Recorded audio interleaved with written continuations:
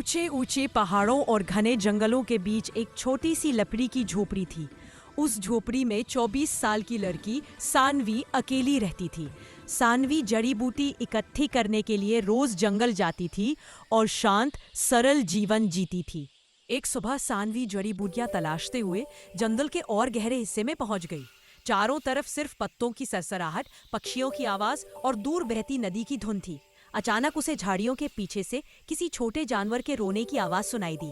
जब उसने झाड़ियों को हटाया, वहां एक छोटा सा घायल शेर का बच्चा कांप रहा था। सानवी घबराई भी और दया भी आई।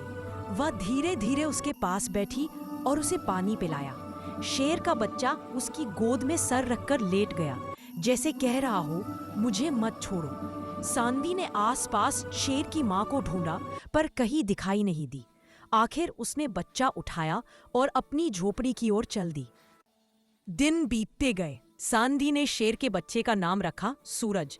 वह उसे दूध पिलाती, घाव पर दवा लगाती और सूरज उसके पीछे पीछे घूमने लगा। झोपड़ी अचानक खुशियों से भर गई। एक शाम सानवी लकड़ियां जमा कर रही थी कि अचानक झाड़ियों से बड़ी शेरनी निकलकर सामने आ गई।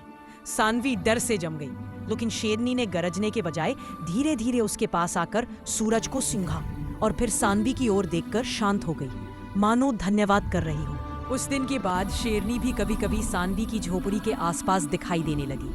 वह आकर सूरज को प्यार करती और सानवी को भी पहचानने लगी, मानो जंगल और इंसान के बीच एक नया रिश्ता बन गया हो। समय के साथ सूरज बड़ा होता गया। वह सानवी के साथ खेलता, दौड़ता और हर रात उसकी झोपड़ी के पास पहरा देता। शेरनी भी पास ही बैठकर उन दोनों को देखती रहती, जैसे परिवार का हिस्सा।